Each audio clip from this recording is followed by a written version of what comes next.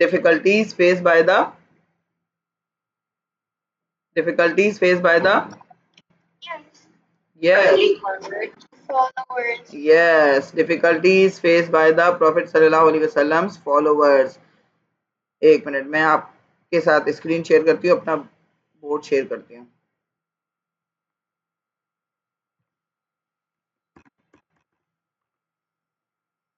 और फिर हम इस आंसर को कंप्लीट करेंगे. मैं साथ साथ बेटा आप लोगों को मार्किंग स्कीम और क्वेश्चन इसलिए शेयर करती हूँ आपके साथ, ताकि आप आराम से जो है वो आपको पता चल जाए कि शुरू से ही सिंस बिगिनिंग आप लोगों को आइडिया होना चाहिए कौन से क्वेश्चन को किस तरह करना है, क्योंकि एक दफ़ा गलत क्वेश्चन कर लिया फ़ायदा नहीं है फिर उसको जो है वो आगे चलकर दोबारा से करने का. एक ही बार आप सही ग्राउंड्स पर अपने आंसर को करें,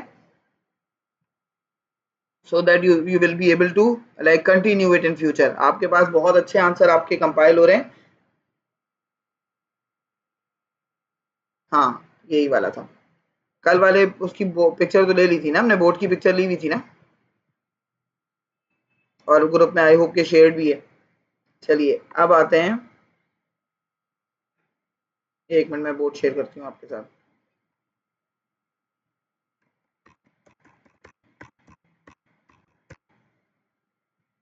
वेट,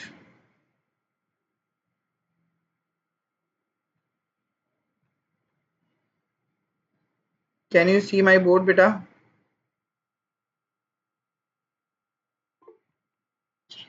नो नो नहीं miss.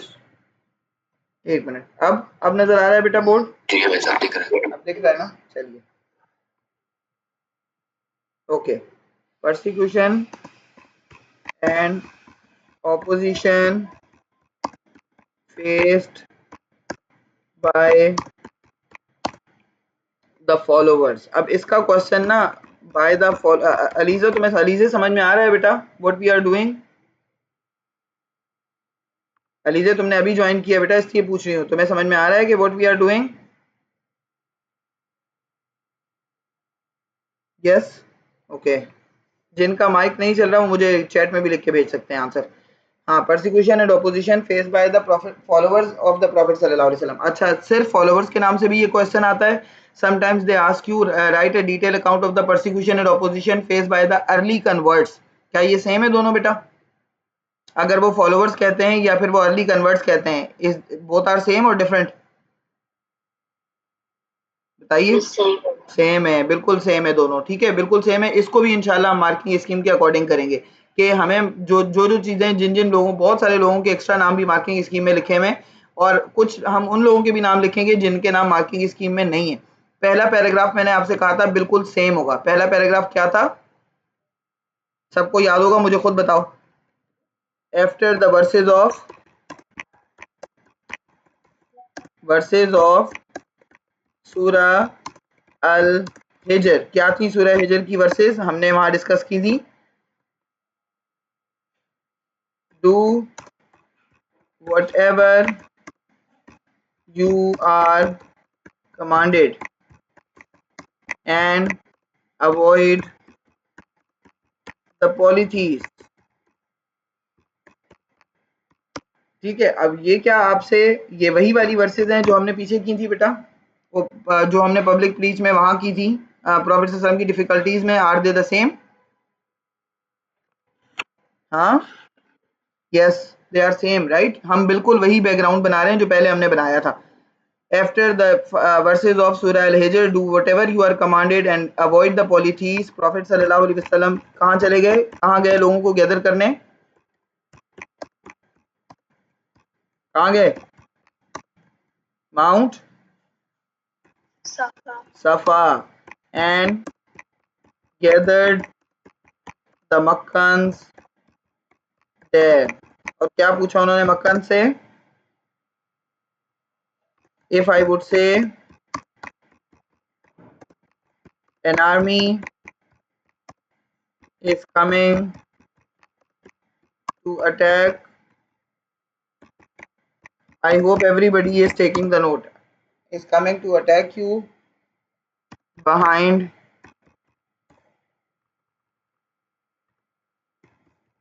Safa. Will you believe me, सबने क्या जवाब दिया? They answered yes we will. क्यों? Because you are very good, because you are, उन्होंने प्रॉफेट सल्लल्लाहु अलैहि वसल्लम से कहा यू आर सादिक एंड अमीन। सादिक एंड अमीन का मतलब very good, truthful and trustworthy. ये मैं बार बार आप लोगों से इसलिए पूछती हूँ बेटा ताकि आप लोगों के माइंड में रहे और भूले नहीं इस चीज को। बार बार रिवाइज करने से ना आपका क्या हो जाता है, रजिस्टर हो जाती हैं चीजें माइंड में, तो फिर आप भूलते नहीं हैं। ठीक है, we will because you are सादिक एंड अमीन। हम तो यकीन करेंगे क्योंकि आप तो कभी झूठ ही नहीं बोलते, आप सादिक भी हैं और आप अमीन भी हैं। प्रॉफिट सल्लल्लाहु अलैहि वसल्लम सेड, उस पे प्रॉफिट सल्लल्लाहु अलैहि वसल्लम बड़े खुश हुए कि ये मेरी बात, इसका मतलब है समहाउ मानेंगे। प्रॉफिट सल्लल्लाहु अलैहि वसल्लम स्टार्टेड, लेकिन वो फिर लाइफ ही क्या होगी, वो एग्जाम ही क्या। अब ये क्या शुरू हो गया भाई, कौन घर बनाने लगा?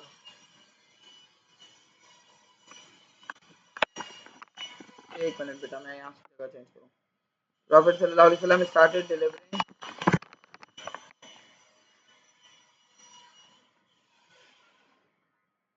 बाहर जाते, क्या पीछे शुरू हो गया यार, आवाज तो आ रही है। प्रॉफिट सल्लल्लाहु अलैहि वसल्लम started delivering the message of, क्या नाम दिया था हमने इस मैसेज को? द मैसेज ऑफ मोनो, बताओ, बताया था मैंने आप लोगों को। हाँ, मोनोथीज्म, मोनोथीज्म का मैसेज है। यस, मोनोथीज्म का मैसेज डिलीवर करने के लिए प्रॉफिट सल्लल्लाहु अलैहि वसल्लम ने स्टार्ट किया और कुरैश बजाय एक्सेप्ट करने की क्या हो गए? मक्कन्स, हाँ Meccans, yes, instead of listening turned his enemies। और सबसे पहले मैंने आपसे क्या कहा था, कौन दुश्मन बना? Abu Lahab, the first one. पता है क्या करता था अबू लहब? अबू लहब ये करता था कि मदीना मक्का में ना बाहर जाकर जब प्रॉफिट सल्लल्लाहु अलैहि वसल्लम किसी से बात कर रहे होते थे ना, ऐसे ही जब किसी से कॉन्वर्सेट कर रहे हैं या किसी से बात कर रहे हैं, तो वो वहां पर खड़े होकर ऊंची ऊंची आवाज में बोलने लगता था कि do not listen to him, he is my nephew, do not listen to him because I know he is a liar. मतलब कैसी बात है ये। और फिर मक्का में ना ये ट्राइबल प्रोटेक्शन और ट्राइबल लीडरशिप बड़ी इंपॉर्टेंट थी, तो ये चीज लोगों को बड़ी अपीलिंग लगती थी कि इसका, इनका अपना चचा जब कह रहा है, इनका अपना मतलब अंकल जब कह रहा है कि ये झूठ बोल रहे हैं, तो फिर हम इनकी बात क्यों सुने। तो वो प्रॉफिट सल्लल्लाहु अलैहि वसल्लम के ट्रस्ट को और उनके कॉन्फिडेंस को शेक करने के लिए ये सब हरकतें करता था। The first one to abuse and curse the Prophet sallallahu alaihi wasallam was Abu Lahab। अब यहाँ पर हम अबू लहब की स्टोरी इसलिए नहीं लिखेंगे वो वाली जो उन्होंने, उसने प्रॉफिट सल्लल्लाहु अलैहि वसल्लम की बेटियों को डिवोर्स वगैरह कर दिया था, क्योंकि वो परसिक्यूशन स्पेशली किसके अगेंस्ट थी? प्रॉफिट सल्लल्लाहु अलैहि वसल्लम के या फॉलोवर्स के? बताइए बेटा। हाँ, प्रॉफिट सल्लल्लाहु अलैहि वसल्लम के अगेंस्ट थी पर्सनली। यस, प्रॉफिट सल्लल्लाहु अलैहि वसल्लम के अगेंस्ट थी पर्सनली। तो प्रॉफिट सल्लल्लाहु अलैहि वसल्लम के जो अगेंस्ट थी वो हमने लिख दी ऑलरेडी वहां पर। अब हम सिर्फ फॉलोवर्स की लिख रहे हैं। अब यहाँ पर सबसे पहले आप किसको मेंशन करेंगे? हम राइटली गाइडेड कैलिफ्स के थ्रू अगर चलें, मतलब वो जो हमारे 10 ब्लेसेड कंपेनियंस हैं जिनके नाम हमने सीक्रेट प्रीच में सबसे पहले लिखे थे, तो उनमें पहले नंबर पे कौन आता है? वहां से आप स्टार्ट करेंगे तो आप भूलेंगे नहीं। हजरत अबू बकर। तो देखो, हजरत अबू बकर की कोई मेजर प्रोसिक्यूशन तो नहीं है, क्योंकि ही was one of the very highly influential person. बहुत ज्यादा जो इन्फ्लुएंशियल लोग होते हैं ना, उनमें से थे हजरत अबू बकर। तो हजरत अबू बकर की ट्राइब फेमस ही किस वजह से थी? बहुत ज्यादा जिसे आप कहते हैं रिस्पेक्टेबल एंड ऑनरेबल होने की वजह से। They did not have much, too much money, too much wealth. उनके पास बहुत पैसा नहीं था, बहुत वेल्थ नहीं थी, वो किसी चीज में ज्यादा पार्टिसिपेट नहीं करते थे, लेकिन लोग उनको फिर भी रिस्पेक्ट देते थे उनकी ट्राइब को, क्योंकि वो किसी के बुरे में भी नहीं थे। मतलब किसी के लिए अगर बहुत अच्छा नहीं करते थे तो किसी के लिए बुरा भी नहीं करते थे। तो यहाँ पर हम क्या लिखेंगे? Abu Bakr also faced torture. ये वाला टॉर्चर मैंने आपको बताया भी था, याद है जब वो प्रॉफिट सल्लल्लाहु अलैहि वसल्लम को अबू जहल क्या कर रहा था, स्ट्रेंगल्ड कर रहा था, तो किसने आकर बचाया था उनको, किसने आकर धक्का दिया था अबू जहल को?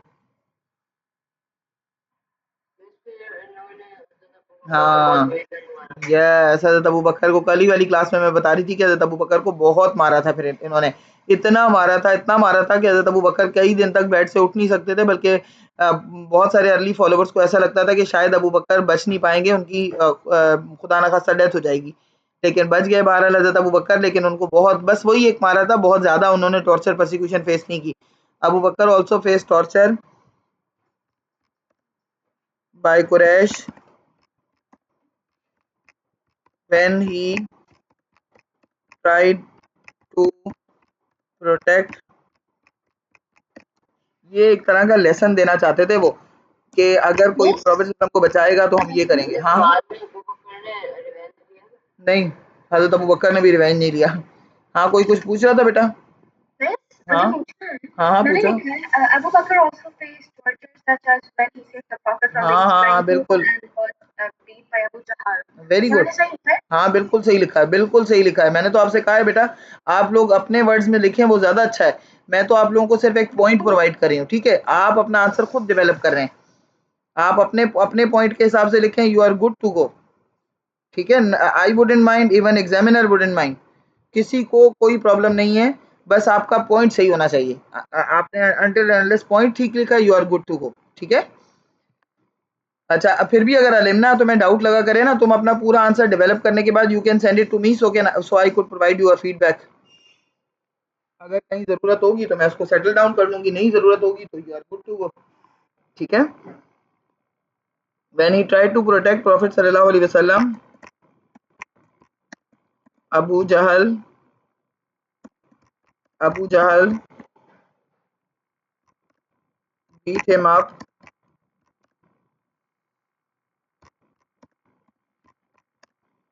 and he was seriously injured। इतने जख्म आए उनको, इतने सीरियस जो है वो वुंड्स आए उनको, कि सर्वाइवल मुश्किल हो गया था। अब अबू बकर के बाद आते हैं उमर, उसमें लाइन में जो 10 ब्लेसेड की लाइन है उसमें उमर आते हैं, लेकिन उमर ने कोई परसिक्यूशन फेस की? बताइए, आपको याद है कोई इंसिडेंट? नहीं ना, उमर ने कोई नहीं की, तो उनको स्किप करके आगे चले जाएं। उस्मान ने? अरब्स तो उनको एक अपने पास में से प्रिंस मानते थे ना? हाँ, क्या मानते थे? अरब्स अपने आपस में उनको लाइक एक प्रिंस मानते थे क्योंकि he was one of the few who could read and write. हाँ, बिल्कुल बिल्कुल, हजरत उमर के बारे में कह रही हूँ ना। हाँ, उमर को लोग बड़ी वैल्यू करते थे, मतलब उनकी उनके पॉइंट ऑफ व्यू को इम्पोर्टेंस देते थे। और दूसरा ये कि हजरत उमर बहुत बड़े रेसलर थे। एवरी ईयर जो कास का फेस्टिवल होता था ना, उसमें रेसलिंग में हजरत उमर जो है वो हजरत हमजा या हजरत उमर, इनमें से कोई फर्स्ट पोजीशन लेता था। तो इसलिए भी लोग थोड़ा ना और बहुत स्ट्रिक्ट थे उमर, मतलब स्ट्रिक्ट इन अ वे कि वो he his brought up was done with the camels, मतलब उन्होंने अपनी लाइफ घर में रहने के बजाय कैमल्स के साथ गुजारी थी, जिसकी वजह से वो जो कैमल्स वाली स्ट्रिक्टनेस और वो जो आ जाती है ना हार्शनेस, वो उनके अंदर आ गई थी। तो समहाउ लोग स्कैर्ड भी होते थे कि यार अगर इनको कुछ कहा तो ये फिर पलट कर जवाब देंगे और रिटेलिएट करेंगे। हजरत अबू बकर बिल्कुल प्रॉफेट सल्लल्लाहु अलैहि वसल्लम की तरह उनका वो था, यानी बिल्कुल लीनियट, तो उनको आसान था टारगेट करना। अब हजरत उमर के बाद तीसरे आते हैं हजरत उस्मान। हजरत उस्मान को टॉर्चर किया था किसी ने? बताइए। मैंने सुना है कि उन्हें वो हाँ हाँ, उनको में वो लीव्स के अंदर रख के उसके नीचे आग जलाते थे। कौन? उनके अंकल। हाँ, उनके अंकल। देखो हजरत उस्मान को ना जनरल पब्लिक परसिक्यूट नहीं कर सकती थी, क्यों? क्योंकि हजरत Usman was one of the highly influential person, one of the richest person, ठीक है, मक्का के अंदर। उन चंद लोगों में से एक थे जो हाईली, मतलब जिसे आप कह सकते हैं बहुत ज़्यादा हाई हाई प्रोफाइल थे। और फिर वो उनकी ट्राइब कौन सी थी? उनको ट्राइबल प्रोटेक्शन भी थी ना। ट्राइब कौन सी थी उनकी? इसको अबू सुफियान के हाँ, अबू सुफियान के भतीजे थे, भतीजे। अबू सुफियान उनके चचा लगते थे हजरत उस्मान के। तो वो कौन सी ट्राइब थी? बनु उमैया। बनु उमैया जो है वो बनु हाशिम के बाद सेकंड, जिसे आप कह सकते हैं सेकंड रिनाउंड ट्राइब थी मक्का के अंदर। तो उनकी बल्कि राइवलरी रहती थी कुरैश के साथ, उनकी कुरैश के साथ राइवलरी रहा करती थी, ठीक है। इसलिए ये ज़रूरी था कि हज़रत उस्मान को तो कोई बाहर का बंदा तो टॉर्चर नहीं कर सकता था, तो उनको उनके अपने चचा टॉर्चर करते थे। मतलब कोई बाहर का तो नहीं कर सकता, लेकिन इनके चचा का नाम आपको दोबारा आगे बार-बार सुनने में आएगा जब हज़रत उस्मान की हम खिलाफत पढ़ेंगे इंशाल्लाह पेपर 2 में। इसलिए ये नाम याद रखिएगा। कौन उनके चचा का नाम क्या था? हाँ,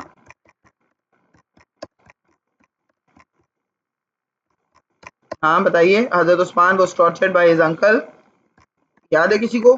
हकम बिन अल आस। ये नाम बेटा आपको बार बार आगे सुनने को मिलेगा। कहाँ पर? जहाँ हम पढ़ेंगे हजरत उस्मान की खिलाफत, ठीक है। तो आप इस नाम को ना दिमाग में अच्छे तरीके से बिठा लीजिए। हजरत Usman was tortured by his uncle Hakam bin al As. Repeat कीजिए, रिपीट कीजिए बेटा, हकम बिन अल आस को रिपीट करें, जिन जिन के माइक चल रहे हैं। हाँ, ये कुरैश में थे, बनु उमैया के ही थे ना। और ये सिर्फ हजरत उस्मान के चचा नहीं थे, बल्कि ये हजरत उस्मान के गार्डियन भी थे, क्योंकि हजरत उस्मान के जो फादर थे उनकी डेथ बहुत पहले हो चुकी थी, जब हजरत उस्मान बहुत छोटे थे। तो इन्होंने हजरत उस्मान का ब्रॉटअप भी किया था। तो जब जैसे ही हजरत उस्मान ने इस्लाम एक्सेप्ट किया, बनु उमैया में ना खास तौर पर लोग इस्लाम एक्सेप्ट नहीं कर रहे थे, क्योंकि बनु उमैया की राइवलरी थी बनु हाशिम के साथ।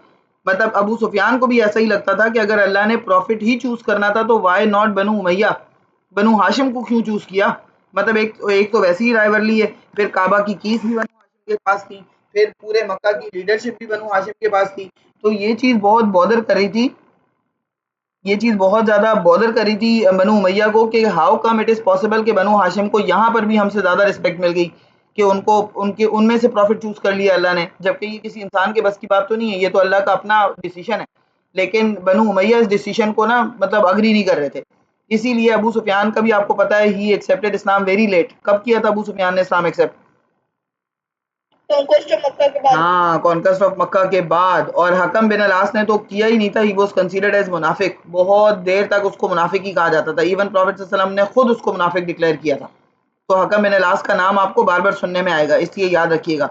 हजरत Usman was tortured by his uncle Hakam bin al As, he used to wrap him,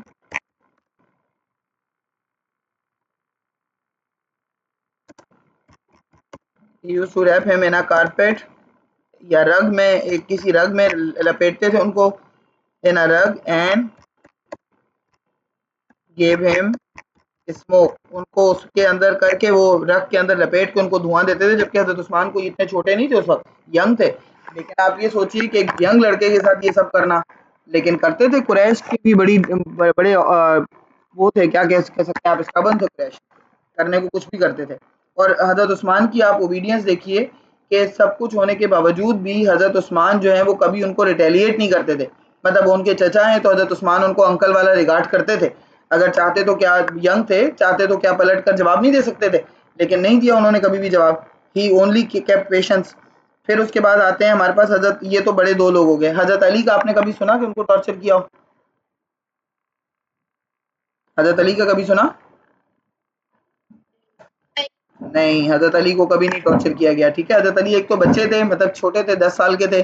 और फिर अबू तालिब जो थे वो ट्राइबल लीडर थे, इसलिए भी हजरत अली को टॉर्चर किसी ने नहीं किया। बस एक दफा उनको टॉर्चर फेस करना पड़ा, जब वो जब प्रॉफेट सल्लल्लाहु अलैहि वसल्लम उनको अपने बेड पर सुला कर गए थे। कब, कहाँ पर? लेकिन उसको हमें यहाँ लिखने की जरूरत नहीं है, कब अपने बेड पे सुला के गए थे प्रॉफेट सल्लल्लाहु अलैहि वसल्लम उनको? माइग्रेशन के हाँ, माइग्रेशन के टाइम जब प्रॉफेट सल्लल्लाहु अलैहि वसल्लम उनको अपने बेड पर सुला कर गए थे, बस उस वक्त उन्होंने टॉर्चर फेस किया था, इसके अलावा नहीं किया, ठीक है। फिर आते हैं नेक्स्ट आपके पास, वन बाय वन। अब आप किसी का भी लिख सकते हैं, जैसे अम्मार बिन यासिर, हमने वहाँ अर्ली कन्वर्ट्स में लिखा था ना अम्मार बिन यासिर का नाम, एंड हिज पेरेंट्स। अम्मार बिन यासिर की पूरी फैमिली यही थी, मतलब वो खुद थे और अम्मार बिन यासिर थे और उनकी फैमिली थी। मतलब उनके पेरेंट्स थे, मदर एंड फादर बोथ। और उनकी मदर बिकेम द फर्स्ट, क्या बन गई वो? फर्स्ट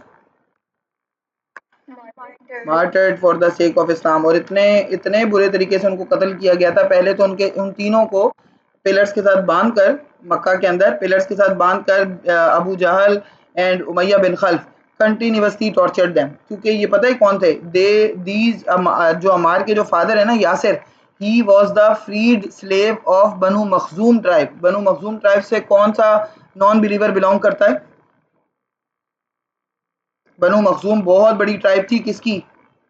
कौन है उस ट्राइब का बड़ा बंदा, कौन है लीडर, कौन है वहां का? हाँ बताइए। अबू जहल बेटा। अब सोचिए, Abu Jahl is one of the bitterest enemy of the prophet सल्लल्लाहु अलैहि वसल्लम। अबू जहल दूसरे लोगों को इस्लाम एक्सेप्ट नहीं करने दे रहा और उसकी अपनी ट्राइब के अंदर फ्रीड स्लेव यासिर और उनकी फैमिली ने जब इस्लाम एक्सेप्ट कर लिया तो अबू जहल की तो उस पर बात नहीं आ गई, प्रेस्टीज पे बात नहीं आ गई। बताइए, अबू जहल को ऐसा लगा ना कि मतलब लोग क्या कहेंगे कि अबू जहल दूसरे लोगों को इस्लाम एक्सेप्ट करने से टॉर्चर कर रहा है और इसकी अपने ही ट्राइब के अंदर फ्रीड स्लेव ने इतनी उसकी जुर्रत, मतलब इतनी इतना हाउ डेयर ही एक्सेप्टेड इस्लाम कि एक फ्रीड स्लेव ने इस्लाम एक्सेप्ट कर लिया हमारे कंसर्न के बगैर।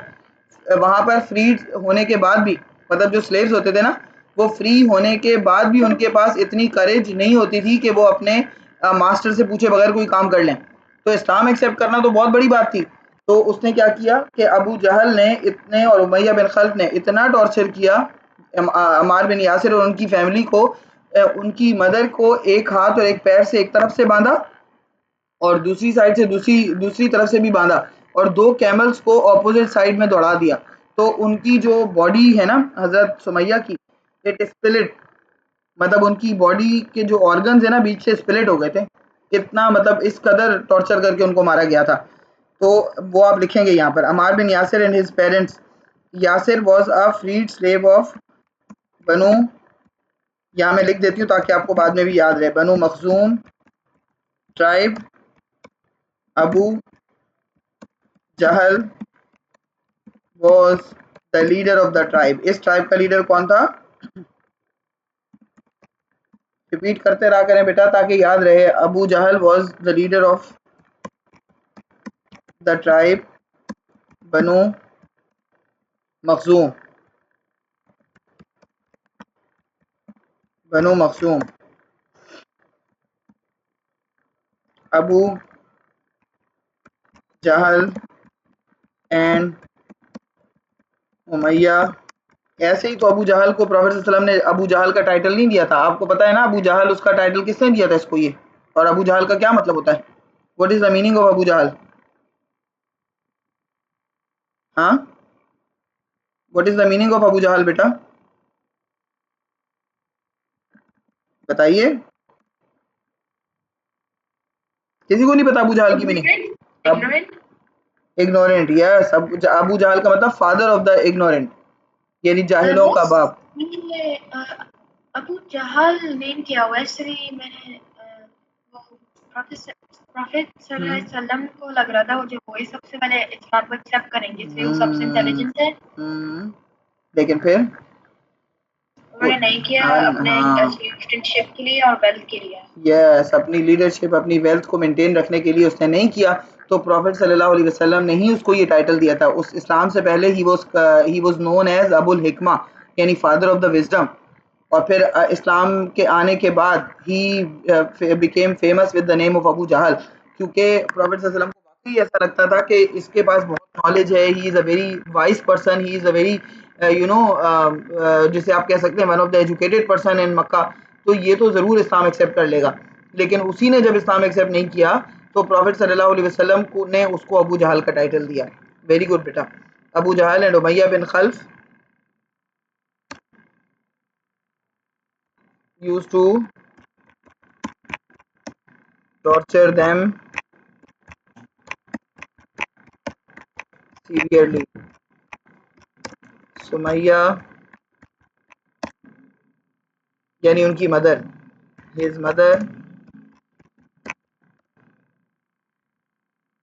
became the first martyred for the sake of Islam। और यासिर क्या बन गए? And Yasir, his father, became the second martyred for the sake of Islam.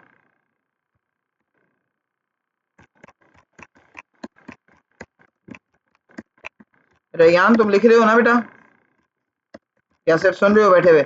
ये मुझे क्लास के बाद भेजोगे? हाँ मुझे क्लास के बाद ना ये भेजना जो तुमने नोट टेकिंग की है, ठीक है? तो यासिर जो है वो सेकंड मार्टेड बन गए और सुमैया जो है वो फर्स्ट मार्टेड बन गई for the sake of Islam. अच्छा आप यहाँ पर ये एक चीज़ नोट करें कि इस्लाम सबसे पहले एक्सेप्ट करने वाले इंसान कौन थे? The first person who accepted Islam overall, बताइए। Who was the first person to accept Islam? Khadija radiallahu ta'ala anha, and she was a woman, right? She was a woman ना? अब यहाँ पर भी the first martyred for the sake of Islam कौन है? Women, Sumaiya. मतलब आप देखिए कि इस्लाम के लिए सेक्रीफाइसेस भी सबसे पहले वुमेन ने किए, यह सुमैया। एंड इस्लाम सबसे पहले एक्सेप्ट भी एक औरत ने किया और सबसे पहले शहीद भी एक औरत हुई इस्लाम के लिए। तो अल्लाह ताला इस तरह से इस्लाम को हाईलाइट कर रहा है, लाइक थ्रू वुमेन। अल्लाह ताला वुमेन की पार्टिसिपेशन बता रहा है कि how actively women participated in the preaching of Islam. कितना एक्टिव थी वुमेन इस सारे प्रोसेस के अंदर। ठीक है कोई भी औरत नबी नहीं थी, लेकिन और नबियों को सपोर्ट करने वाली औरतें ही थी, वुमेन ही थी, कि मतलब मर्दों से भी पहले वुमेन ने आगे बढ़कर ना सिर्फ इस्लाम एक्सेप्ट किया बल्कि she became the first martyred also. अच्छा उनके बाद आते हैं हजरत बिलाल की बेंचमार्क स्टोरी तो सबको पता होगी। हजरत बिलाल बिन रबाह, इनके साथ क्या होता था, कौन थे ये?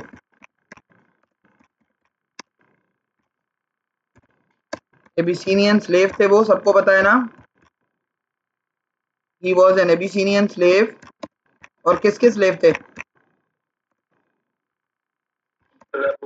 नहीं नहीं अबू बकर के नहीं थे। हाँ उमैया बिन खल्फ के थे। उमैया बिन, अबू बकर ने तो क्या कराया था, उनको आज़ाद करवाया था। Umayya bin खल्फ। Hazrat Bilal bin Rabah was an Abyssinian slave of Umayya bin Khalaf. अच्छा नॉर्मली एक तो स्लेव होते हैं ना, और एक होते हैं एबिसीनियन स्लेव। अब एबिसीनियन स्लेव यूजुअली प्राइस में चीप भी होते थे, क्योंकि ये कुरैश जो थे वो बहुत ज़्यादा रेसिस्ट थे, एक्सट्रीमली रेसिस्ट। तो एबिसीनियन स्लेव्स को ना सिर्फ वो चीप समझते थे, बल्कि उनको बाद में टॉर्चर भी ज़्यादा करते थे। मतलब विदाउट एनी रीज़न उनको इतना टॉर्चर करते थे, तो रीज़न मिल जाए टॉर्चर करने का फिर तो बात ही खत्म हो जाती है। और कुरैश को अभी रीज़न मिल गया था उनको हजरत बिलाल को टॉर्चर करने का। Did they get the reason बेटा? When he accepted Islam, when Hazrat Bilal accepted Islam, did they get an opportunity or the reason? उनको वैसे ही ग्रजेस होते थे एबिसीनियन स्लेव्स के साथ, तो यहाँ इसमें तो रीजन मिल गया उनको, Abyssinian slave of Umayya bin Khalaf. अब पता है क्या करते थे ये लोग? Umayya bin Khalaf, Umayya bin Khalaf and Abu Jahl used to take turns to torture हजरत बिलाल। आप मतलब क्या करते थे, उमैया बिन खल्फ थक जाता था तो वो अबू जहल से कहता था कि अब वो टॉर्चर करें। अब अबू जहल थक जाता था तो फिर वो उमैया बिन खल्फ को बुलाता था कि अब तुम्हारी बारी है। मतलब हजरत बिलाल टॉर्चर हो होकर नहीं थकते थे और वो टॉर्चर कर करके थक जाते थे। उन्होंने किस किस तरह से टॉर्चर किया? ही was laid on scorching sand, वो तपती हुई धूप में उनको लिटाया जाता था और उनके चेस्ट के ऊपर क्या रखा जाता था? हाँ, एंड अ हैवी स्टोन, बड़ा सा हैवी रॉक की तरह stone was kept on his chest and he was forced to renounce the faith. But हजरत बिलाल सिर्फ एक आंसर करते थे, क्या? एक वर्ड बोलते थे। हाँ हजरत Bilal used to answer in one word only. क्या वन वर्ड था? अहद। अहद, अहद का मतलब क्या है बेटा? अहद, अहद वन। तो आप आगे लिख सकते हैं द वन, द वन। वो बस एक ही चीज रिपीट करते रहते थे, द वन, द वन, और कुछ नहीं कहते थे। और ये सबसे बड़ा मसला दबानी नहीं था कुरैश का। हाँ, कुरैश का सबसे बड़ा मसला दबान नहीं था। मैंने आपको बताया था ना कि उनको सबसे ज़्यादा प्रॉब्लम मोनोथीज़म से थी ना, और मोनोथीज़म था ही क्या? द वन, मतलब द वन गॉड। हज़रत बिलाल का द वन कहने का मकसद क्या था? The one God. तो यही चीज़ तो कुरैश को सबसे ज़्यादा बॉदर करती थी कि मतलब why they are talking about one God. करो, जिसकी इबादत तुमको करनी है करो, जिसको मानना है मानो, जिस पर फेथ रखना है रखो, लेकिन वन क्यों कहते हो? Why you call one? One की बात मत करो, सबकी करो, उनकी भी करो, इसकी अपने गॉड की भी करो, सबकी इबादत करो, लेकिन वन की बात मत करो। और हज़रत बिलाल ने तो समझ लो उनकी दुम पे पैर रख दिया, वन वन वन ही कहते रहते थे वो। लेकिन बहरहाल किसने हज़रत बिलाल को फ्री करवाया फिर? यस, फाइनली हज़रत अबू बकर वहाँ से एक दिन गुजर रहे थे, और हज़रत अबू बकर फाइनली वहाँ से एक दिन गुजर रहे थे। हज़रत अबू बकर को बहुत तकलीफ हुई, अक्सर देखते थे वो। हज़रत अबू बकर ने उमैया बिन खल्फ से कहा कि why can't you have the fear of God? जो भी तुम्हारा खुदा हो, तुम्हें ज़रा सा भी खौफ नहीं है? What are you doing with him? तो उमैया बिन खल्फ ने कहा, तुम्हें है खुदा का खौफ? हज़रत अबू बकर ने कहा, मुझे तो है। तो कहने लगे, तुम्हें है तो खरीद लो फिर इसको, आज़ाद कर दो खरीद के। तो हज़रत अबू बकर ने कहा, ठीक है मैं खरीद लेता हूँ। लेकिन फिर वो पछता गया उमैया बिन खल्फ, क्योंकि उमैया बिन खल्फ और अबू जहल के लिए तो एक एंटरटेनमेंट चल रही थी ना उनकी। तो वो रोज आना आते, बिलाल को टॉर्चर करते, ये उनका एक काम था, ये उनकी जॉब शुरू हुई थी। अब उसका दिल नहीं चाह रहा था कि वो सेल आउट करे हजरत बिलाल को। लेकिन कुरैश के अंदर एक सारे बुराइयां होने के बाद भी एक क्वालिटी थी कि वो अपनी बात पर जो थे वो स्टेट फास्ट रहते थे, वो अपनी बात से हटते नहीं थे। अब उसने कह दिया था चूंकि हजरत अबू बकर को कि खरीद लो, अब वो पीछे नहीं हट सकता था। लेकिन उसने जानबूझकर प्राइस बहुत हाई कर दी। मैंने कहा ना आपको, एबिसिनियन स्लेव यूजुअली चीप होते थे, लेकिन उसने जानबूझकर प्राइस रेस कर दी ताकि हज़रत अबू बकर ना खरीद सकें। लेकिन हज़रत अबू बकर ने उसको वो प्राइस दी जिसकी वो डिमांड कर रहा था, चाहे वो ज़्यादा थी, फिर भी हज़रत अबू बकर ने उसको दी, क्योंकि हज़रत अबू बकर को कौन सा उसको अपना स्लेव रखना था। हज़रत अबू बकर तो वैसे भी उसको फ्री कर रहे थे, तो हज़रत अबू बकर ने हज़रत बिलाल को लेकर उनसे फ्री करवा दिया। हम यहाँ पर क्या लिखेंगे? Finally Hazrat Abu Bakr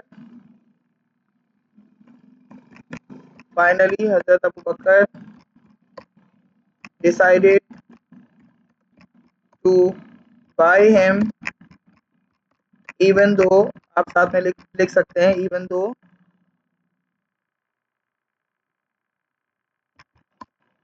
Umayya bin खल्फ demanded very high price, but Hazrat Abu Bakr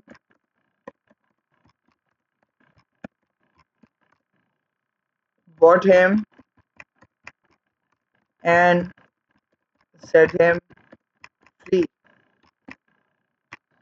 अब हज़रत बिलाल भी प्रॉफिट सल्लल्लाहु अलैहि वसल्लम के साथियों में शामिल हो गए, क्योंकि हज़रत बिलाल को खरीद कर ना सिर्फ आज़ाद कर दिया, बल्कि हज़रत Bilal became one of the interpreter of prophet सल्लल्लाहु अलैहि वसल्लम। मतलब प्रॉफिट सल्लल्लाहु अलैहि वसल्लम को जब कोई अनाउंसमेंट करनी होती थी, तो वो हज़रत बिलाल को रिस्पॉन्सिबिलिटी देते थे, क्योंकि उनकी वॉइस जो थी वो बहुत लाउड और क्लियर थी। तो प्रॉफिट सल्लल्लाहु अलैहि वसल्लम जब भी कोई अनाउंसमेंट करवाते थे, तो हज़रत बिलाल से करवाते थे। एंड लेटर ऑन हज़रत बिलाल क्या भी डिक्लेयर हुआ मुसलमानों के फर्स्ट फर्स्ट मुअज्जिन, क्योंकि वही द रीजन इज कि his voice and his sound was very clear, और फिर बहुत लाउड था। तो प्रॉफिट सल्लल्लाहु अलैहि वसल्लम ने हज़रत बिलाल को ये वाली रिस्पॉन्सिबिलिटी भी दी। उसके बाद आपके पास आती हैं एक पहले तो आप उनका लिख लें, ज़नीरा का। ये जो लोग हैं ना बेटा, ये सब मार्किंग स्कीम के अंदर मेंशन है, जिनका मैं आप अभी लिखवा रही हूँ। ज़नीरा जो थी, ये भी she also belong to Banu Makhzum tribe. Banu Makhzum की ही फ्री स्लेव थी ये, और ये ना बहुत बूढ़ी थी, मतलब ओल्ड एज थी। हाँ बेटा। क्या ज़नीरा हज़रत उमर रज़ियल्लाहु अन्हु की स्लेव थी? नहीं बेटा, हज़रत उमर की नहीं थी, बेसिकली अबू बनी मखजूम की थी ना। तो हज़रत उमर और अबू जहल का आपस में रिश्ता है ना, क्या लगते हैं अबू जहल और हज़रत उमर आपस में? लेकिन हज़रत उमर ने भी टॉर्चर किया था ज़नीरा को। हज़रत उमर क्या लगते हैं? अबू जहल और हज़रत उमर आपस में क्या लगते हैं? Any idea? हज़रत उमर की जो मदर थी ना, she was from Banu Makhzum. Abu जहल की वो सगी बहन थी, और अबू जहल क्या लगा हज़रत उमर का? अगर हजरत उमर की माँ सगी बहन है अबू जहल की, तो अबू जहल क्या लगा बेटा? आपकी अम्मी का भाई आपका क्या लगता है? हाँ, अंकल। अंकल कौन से अंकल? क्या बोलते हैं आप उन अंकल को पर्टिकुलरली? चचा और मामू? मैटरनल अंकल ना, मामू लगते हैं ना वो आपके, मामू। तो हजरत उमर के मामू लगता था। अबू जहल जो था वो हजरत उमर का मामू था। तो हजरत उमर ने वंस देखा था ज़नीरा को कि वो अबू जहल से जिस तरह बात करी थी, तो हजरत उमर ने भी उसको टॉर्चर किया था। ज़नीरा को हजरत उमर ने भी टॉर्चर किया था, लेकिन बाद में बहरहाल उन्होंने अल्लाह ताला से माफ़ी भी मांगी। जबकि हजरत उमर बहुत ज़्यादा इन्वॉल्व नहीं थे परसिक्यूशन करने में, मतलब किसी को बहुत ज़्यादा उन्होंने टॉर्चर नहीं किया, लेकिन ज़नीरा को किया था। हज़रत उमर जो थे वो बनु अदी के थे, और अबू जहल जो था वो बनु मखजूम का था, लेकिन हज़रत उमर की मदर जो थी वो बनु मखजूम से थी। ठीक है, तो Zinnirah she also belong to Banu Makhzum tribe,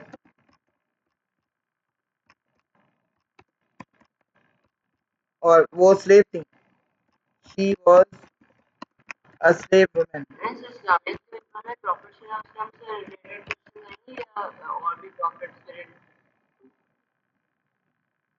क्या कहना चाह रहा था बच्चा बेचारा, पता नहीं।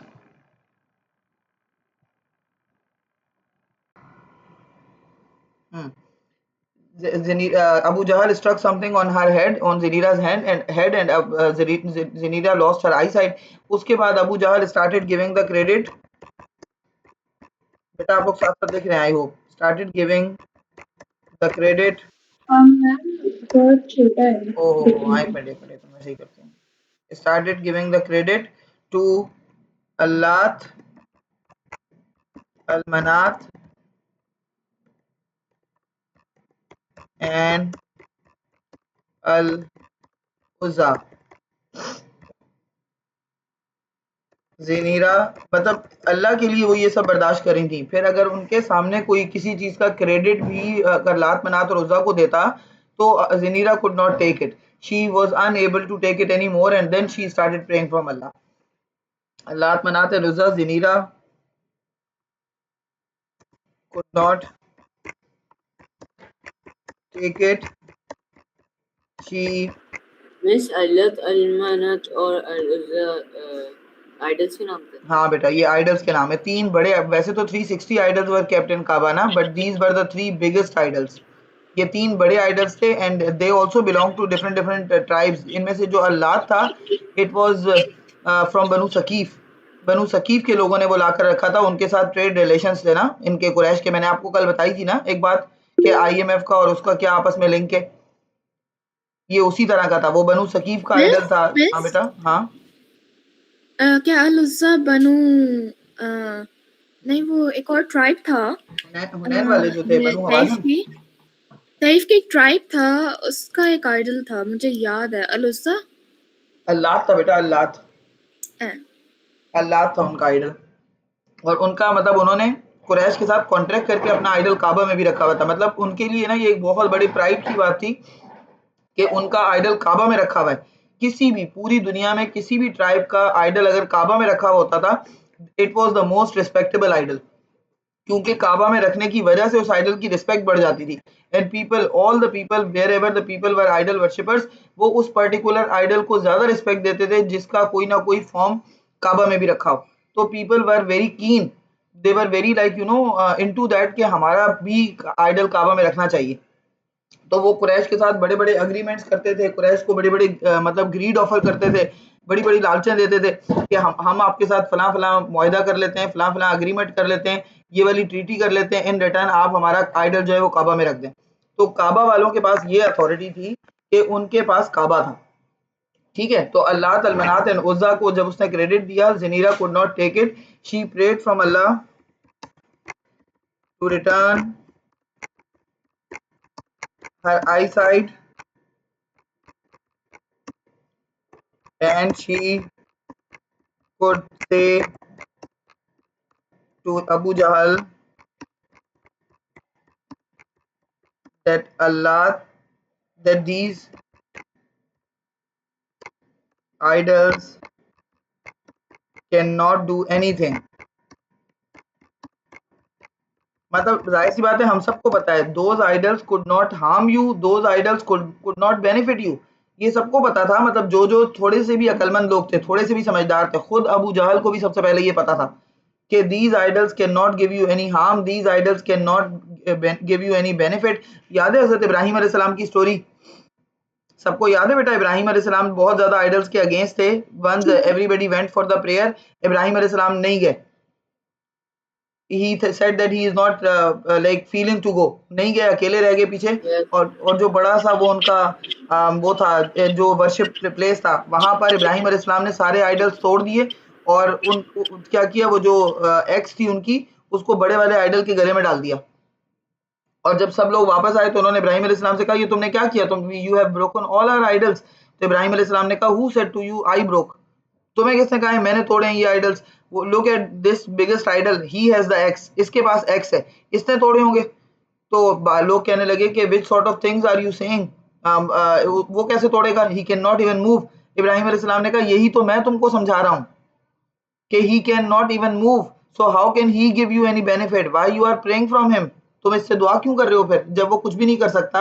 अगर कोई एक फ्लायर आके, वो एक मक्खी आके उसकी नाक पर बैठ जाए, वो उसको भी नहीं उड़ा सकता, वो खुद इस काबिल भी नहीं है, तो तुम लोगों को कैसे वो बेनिफिट कर रहा है या तुम लोगों को कैसे वो नुकसान कर रहा है? लेकिन फिर भी लोग, पीपल बिकेम हिज एनिमी।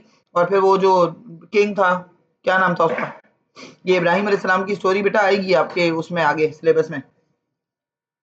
वो जो किंग था, क्या नाम था उसका, जो इब्राहिम अलैहिस्सलाम का दुश्मन बन गया? नमरूद था। नमरूद ने बुलाया और इब्राहिम अलैहिस्सलाम को आग में जलाने की कोशिश की, लेकिन बहरहाल अल्लाह ताला ने बचा लिया। तो इस तरह की ये वाली सिचुएशन यहाँ पर क्रिएट हो गई थी। ज़नीरा ने कहा कि मैं ये प्रूव करूंगी अबू जहल को कि अब idols can not give me any benefit and they can not give me any harm also. ये आई साइट अगर ली है तो अल्लाह ने ली और अल्लाह ही रिटर्न करेगा, और दी भी अल्लाह नहीं थी एट द फर्स्ट प्लेस।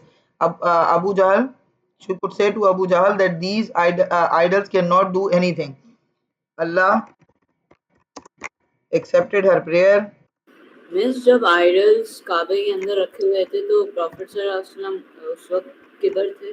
वहीं थे ना प्रॉफिट सल्लल्लाहु अलैहि वसल्लम, आसपास वहीं पर। देखो प्रॉफिट सल्लल्लाहु अलैहि वसल्लम जाके काबा में नमाज भी पढ़ रहे हैं, सब कर रहे हैं, लेकिन प्रॉफिट सल्लल्लाहु अलैहि वसल्लम अभी उनको ये कहने की पोजीशन में नहीं थे कि इन आइडल्स को तोड़ो। प्रॉफिट सल्लल्लाहु अलैहि वसल्लम did this but when he got an authority. कब? At the time of conquest of Mecca. जब प्रॉफिट सल्लल्लाहु अलैहि वसल्लम मदीना चले गए, वहां पर जाकर बदर हुई, ओहद हुई, सारी बैटल्स हुई, और जब कॉन्क्वेस्ट ऑफ मक्का के टाइम पे वो वापस आए ना मक्का को कॉन्कर करने के लिए, then he had broken all the idols there. फिर उसके बाद से अब दोबारा अल्लाह का शुक्र है कभी आइडल्स काबा में नहीं रखे गए। That was the last time. 360 idols उन्होंने खुद तोड़े थे प्रॉफिट सल्लल्लाहु अलैहि वसल्लम ने।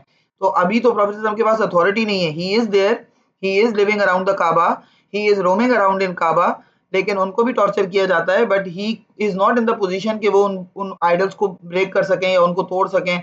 इब्राहिम अलैहिस्सलाम का स्टेटस अलग था, उनका उनको भी आपको पता है कितना फिर फेस करना पड़ा।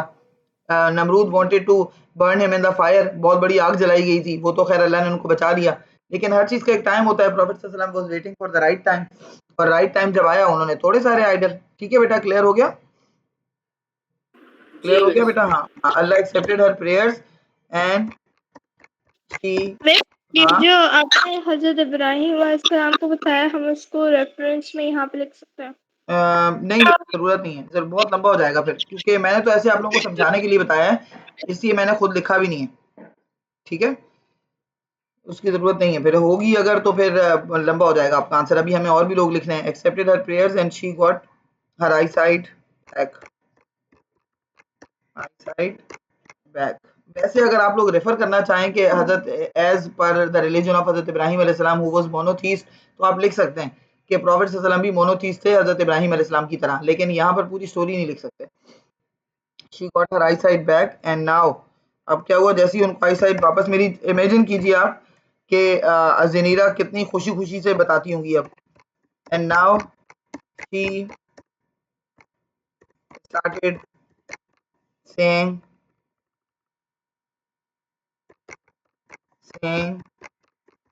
that look, how did I get my eyesight back? Even I still do not believe in idols. Abu Jahl speechless हो गया, क्या बोलता। फाइनली हजरत अबू बकर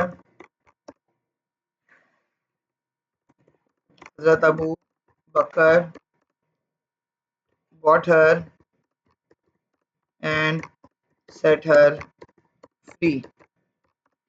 ये हो गई जिनेरा की स्टोरी। अब आते हैं एक और स्टोरी है बेटा जो कि मार्किंग स्कीम में लिखी हुई है, जो है हारिस बिन हाला। कभी हारिस बिन हाला का नाम सुना है? वैसे एक थोड़ा सा अनरिलेटेड क्वेश्चन है, लेकिन हाँ कोई बात कोई कहीं काउंट है कि हजरत अबू बकर ने टोटल कितने फ्री वो स्लेव्स को फ्री किया है?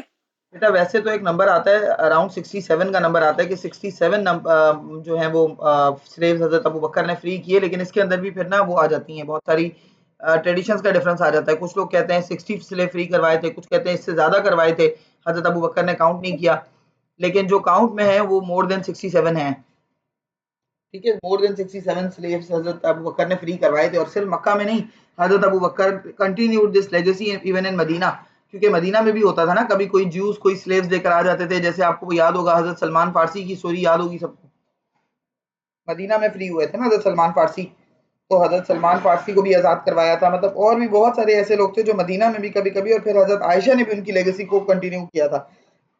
हजरत आयशा के पास जब भी पैसे होते थे ना, whenever she used to have money, तो वो हमेशा ये करती थी कि every Friday she used to set the slaves free and she used to continue the legacy of Hazrat Abu बकर। वो कहती थी मेरे फादर मतलब हर फ्राइडे को हजरत अबू बकर ने अपनी वो बनाई हुई थी, रूटीन बनाई हुई थी कि वो स्लेव फ्री करवाते थे। तो वैसे तो ज़्यादा ही होंगे 67 से, लेकिन कुछ ट्रेडिशन में आता है कि मोर देन 67। ठीक है, अच्छा अब आगे बढ़ते हैं। नेक्स्ट है हारिस बिन हाला का नाम सुना है बेटा आप लोगों ने? हाँ, ये पता है कौन है? हारिस बिन हाला इज द सन ऑफ हजरत खदीजा। मतलब हजरत खदीजा के बेटे हुए, तो प्रॉफिट सल्लल्लाहु अलैहि वसल्लम के बेटे तो नहीं है ये, कैसे बताइए? हजरत खदीजा रज़ी हाँ, हजरत खदीजा के बेटे थे before getting married with the prophet सल्लल्लाहु अलैहि वसल्लम। आप सबको पता है, हमने बात की थी अब शुरू में ही कि हजरत खदीजा वाज विडोड ट्वाइस, 2 बार वो विडोड थी ना। हजरत खदीजा प्रॉफिट सल्लल्लाहु अलैहि वसल्लम से शादी करने से पहले 2 बार विडोड थी, और उनके 2 बच्चे भी थे। ठीक है, तो ये उनका एक बेटा था हारिस बिन हाला, who became also the first one to accept Islam, first one in a sense कि one of the earliest convert। जिस तरह प्रॉफिट सल्लल्लाहु अलैहि वसल्लम के हाउस होल्ड में हजरत अबू बकर, प्रॉफिट सल्लल्लाहु अलैहि वसल्लम की बेटियों ने और प्रॉफिट सल्लल्लाहु अलैहि वसल्लम की फैमिली बनु हाशिम में से कुछ लोगों ने इस्लाम एक्सेप्ट किया था। हारिस बिन हाला तक जब न्यूज़ पहुंची प्रॉफिट सल्लल्लाहु अलैहि वसल्लम के प्रॉफिटहुड की, ही इमीडिएटली एक्सेप्टेड इस्लाम।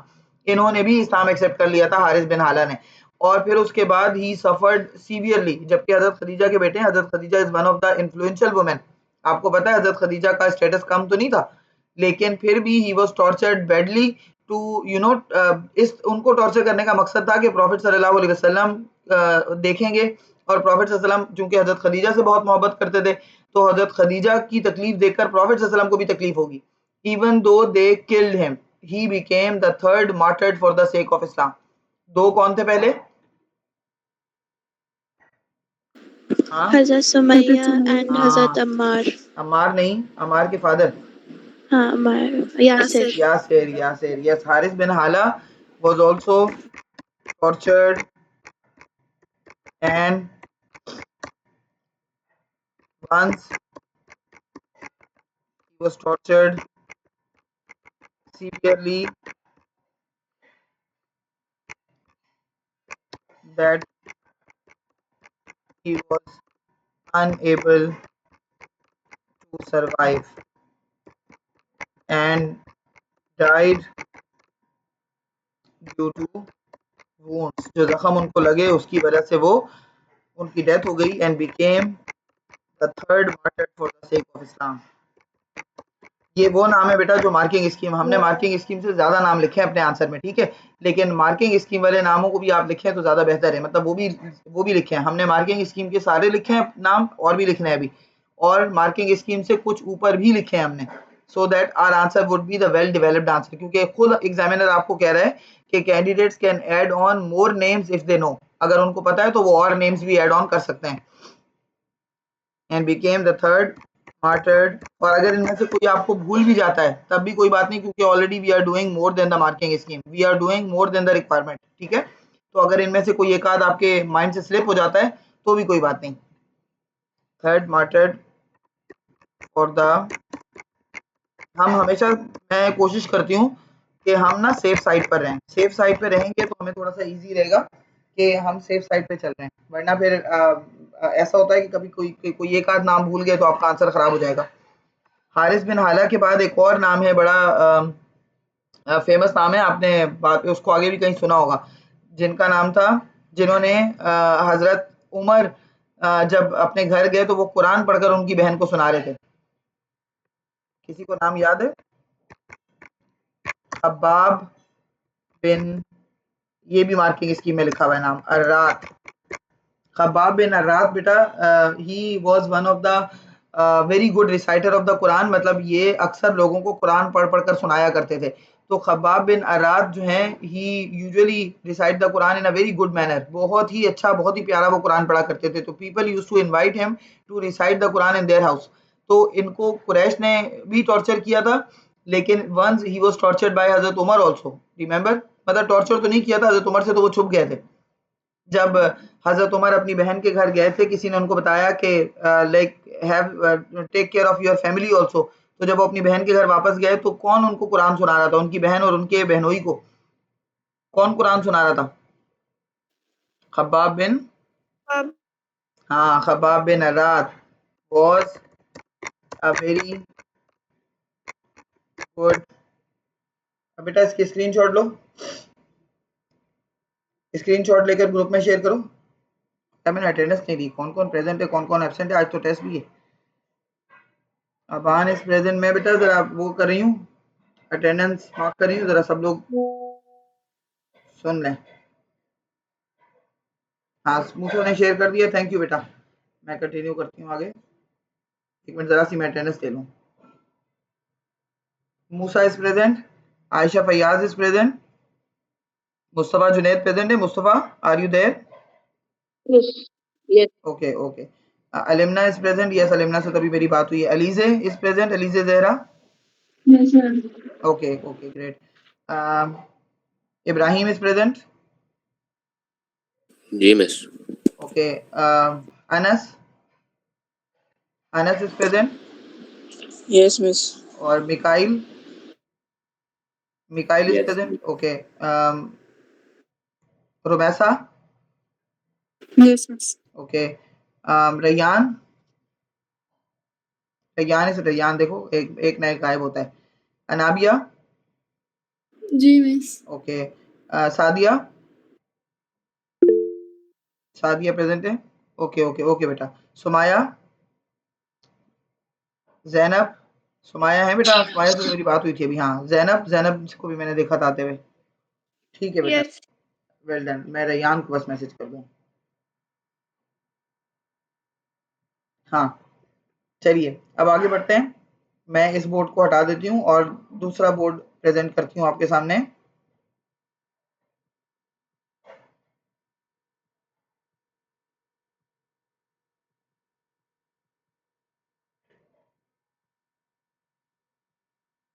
चलिए अब आते हैं खब्बाब बिन अरात की तरफ। He was a very good reciter of the Quran, but he was also tortured severely, इतना ज़्यादा कि उनको ना, he was laid on the like burning coals, उनको बर्निंग कोल्स के ऊपर लिटा दिया जाता था, even though his like fat of his back was melted. इस तरह से उनको कोल्स के ऊपर इतनी देर तक लिटाया गया कि उनकी बैक का सारा फैट जो है वो मेल्ट हो गया और उनकी बैक के ऊपर परमानेंट मार्क्स आ गए। एक बार later on when Hazrat Umar was a caliph, और प्रोफेसर की डेथ के भी बहुत टाइम के बाद खब्बाब बिन अरात बैठे हुए थे एंड ही वाज शर्टलेस, तो हजरत उमर ने उनकी बैक देखकर हजरत उमर वाज शॉक्ड, वो हैरान रह गए कि Khabbab what happened, I never saw a back of someone like this, ये किस तरह की तुम्हारी बैक हुई हुई है, मैंने तो आज तक कभी नहीं देखी इस तरह की बैक किसी की।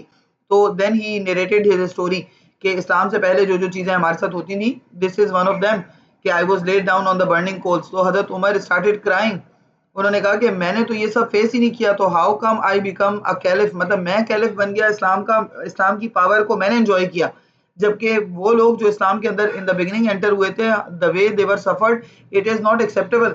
मतलब कभी-कभी हज़रत उमर बहुत इस चीज़ को लेकर रोते थे, इसीलिए वो ना इन लोगों को बहुत रिस्पेक्ट देते थे। ख़ास तौर पे ये जो अर्ली कन्वर्ट्स हैं, जिन जैसे अम्मार बिन यासिर हैं, बिलाल हैं, जिनके नाम अभी हमने पढ़े हैं ना, जब वो हज़रत उमर की खिलाफत में ज़िंदा थे, तो हज़रत उमर उनको एक्स्ट्रा ऑर्डिनरी रिस्पेक्ट देते थे। और फिर वो जब उनकी डेथ हुई हज़रत उमर की, जैसे 1 मुहर्रम को व्हेन ही वाज़ मार्टर्ड, तो उससे पहले, मरने से पहले उन्होंने एक ही वसीयत की। एक ही चीज़ बार-बार वो अपने फॉलोवर्स को कह रहे थे और अपने बेटे को भी कि अपने बेटे को भी ये कह रहे थे कि बार-बार बोल रहे थे कि आप ना एक चीज़ का ख़्याल रखना कि the people who entered into Islam at the first place साबिकूनल अव्वलून का ख़्याल रखना। उनको तकलीफ़ मत देना because they already suffered a lot. तो आप सोचिए कि उनको तो अल्लाह रिस्पेक्ट दे रहा है, जिन लोगों ने टॉर्चर बर्दाश्त किया इस्लाम के लिए, तो फिर हज़रत उमर तो देंगे ही ऑफ कोर्स। चलिए, Khabbab bin Arat was one of the reciter of Holy Quran. क्या लिखा था बेटा? लास्ट लाइन क्या लिखी थी? Khabbab bin Arat was Khabbab bin Arad was a very good. ये लिखा था आपने. बस very good, reciter of the Quran, reciter of the Quran and people, जो मतलब पीपल का मतलब यहाँ पे मुसलमान है, use to listen Quran from him, Quran from, इनका जिक्र भी मार्किंग स्कीम में है, ठीक है। Quran from him, he was severely, अच्छा ये तो गुलाम भी नहीं थे, he was not poor, he was not like slave but he was poor, गरीब थे लेकिन स्लेव नहीं थे, बट गरीबों को भी नहीं छोड़ते थे वो लोग तो। ही वाज सीवियरली tortured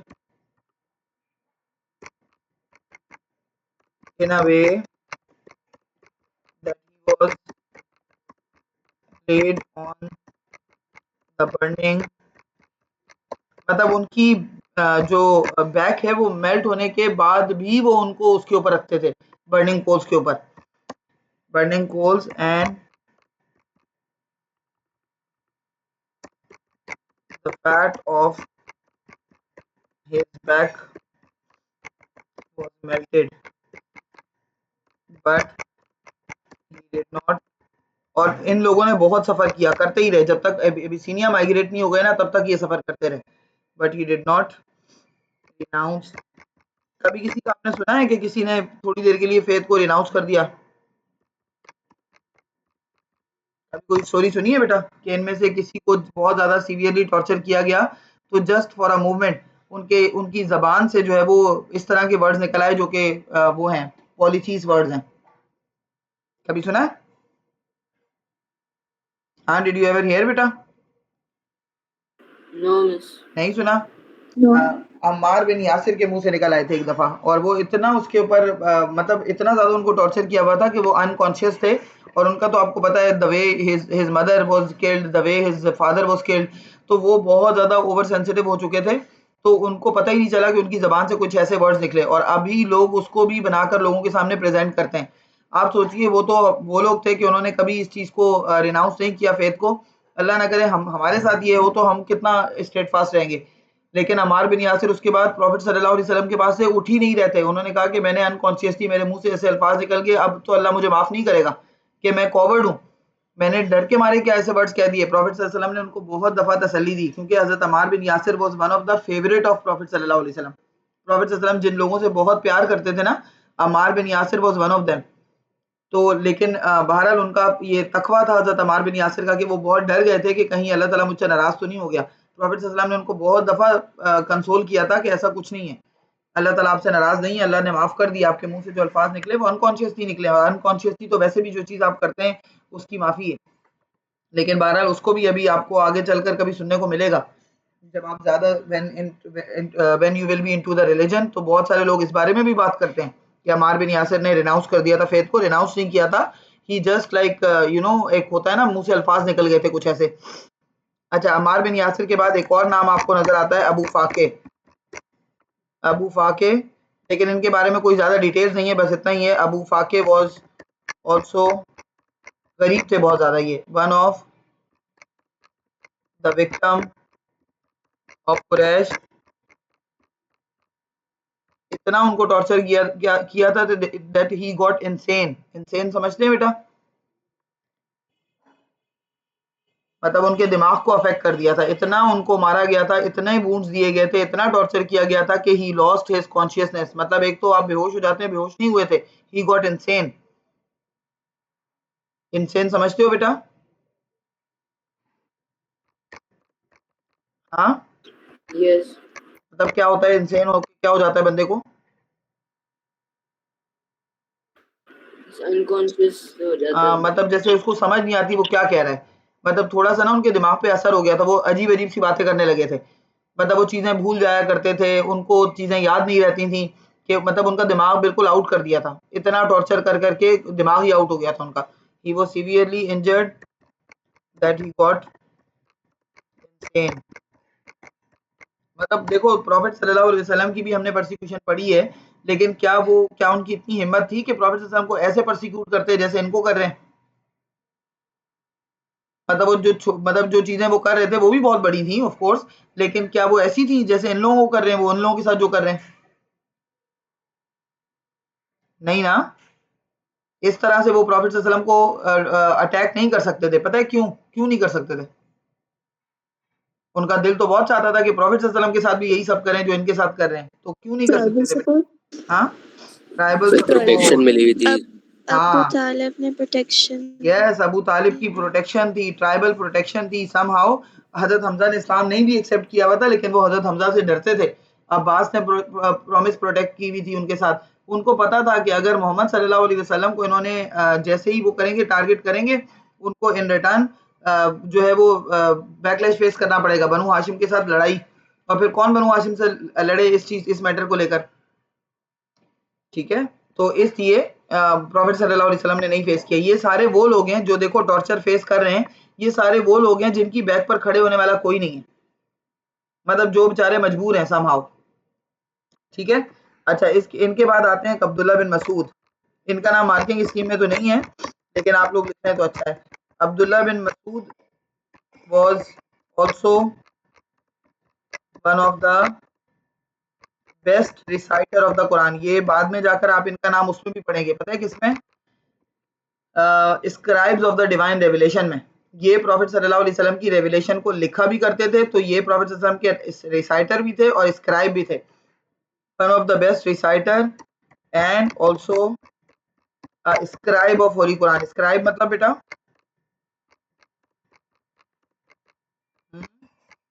स्क्राइब कौन होता है? हमेशा ऑथर के हाँ, वो बेटा दोबारा बताओ, स्क्राइब कौन होता है?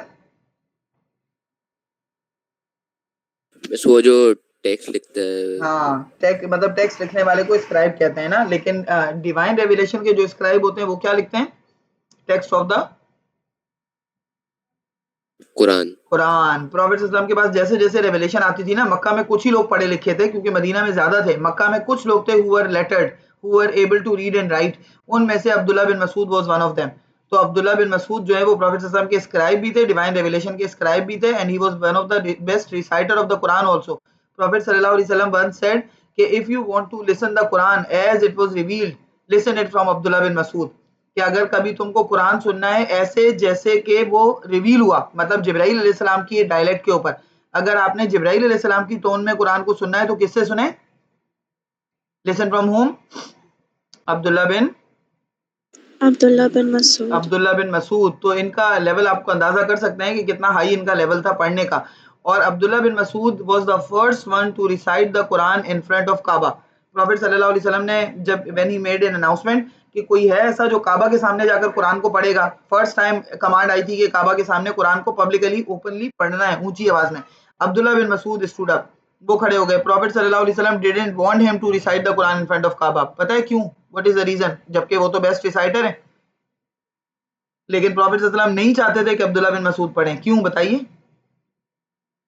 उनको परसिक्यूशन फेस करनी हाँ, पड़ेगी। Very good. ये पता था प्रॉफिट सल्लल्लाहु अलैहि वसल्लम को कि जो भी रिसाइट करेगा Quran he will face the persecution, severe persecution and opposition.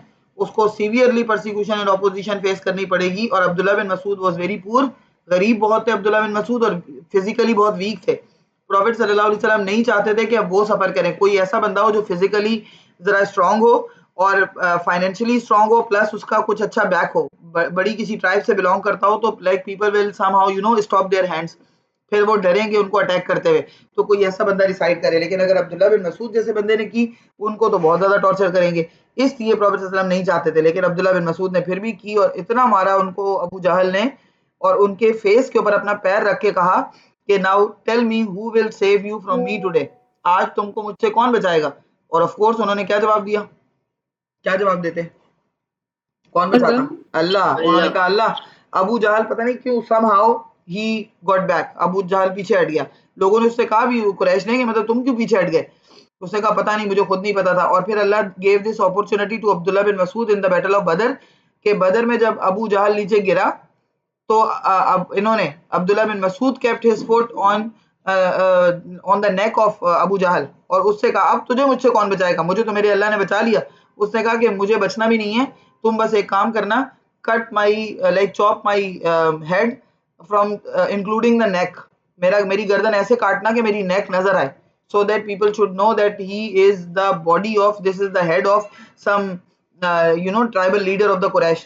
इतना वो एरोगेंट और इतना ज्यादा वो प्राउड था कि उसने कहा कि मेरी नेक को रहने देना, मतलब मेरी गर्दन के साथ मेरी नेक को इंक्लूड करके काटना, ताकि लोगों को पता चले कि ये अबू जहल है, ट्राइबल लीडर है। और उसकी बॉडी पर फिर प्रॉफेट सल्लल्लाहु अलैहि वसल्लम ने क्या कहा था अबू जहल को, ही इज द, प्रॉफेट सल्लल्लाहु अलैहि वसल्लम ने अबू जहल को कुछ एक और टाइटल दिया था अबू जहल के अलावा, किसी को पता है बेटा? प्रॉफेट सल्लल्लाहु अलैहि वसल्लम said he is the pharaoh of this उम्मा। फेरो जानते हैं बेटा फेरो कौन था? Yes. है ना, वो हजरत मूसा अलैहिस्सलाम के टाइम पे जो फेरो था, उस वाले फेरो के साथ प्रॉफेट सल्लल्लाहु अलैहि वसल्लम ने अबू जहल रिजेंबल किया था। तो बहरहाल when he was the first one to recite Quran in front of Kaaba and Abu Jahl beat him up. He kept his foot, ये जो अपना पैर उनके चेहरे पे रखा था, ये उनको ह्यूमिलिएट करने का तरीका था, on his face and said who will save you। अब उनको तो बचा लिया अल्लाह ने, लेकिन अबू जहल को किसी ने नहीं बचाया, अबू जहल को मार दिया अब्दुल्ला बिन मसूद ने। who will save you today from me। चलिए बेटा मैं टेस्ट शुरू कर रही हूँ, ठीक है, ये आंसर भी खत्म हो गया। For me Abdullah bin Masud said my lord। somehow पता नहीं उसके दिल पे इस बात से कितने क्या असर किया होगा। somehow अबू जहल stopped his hands।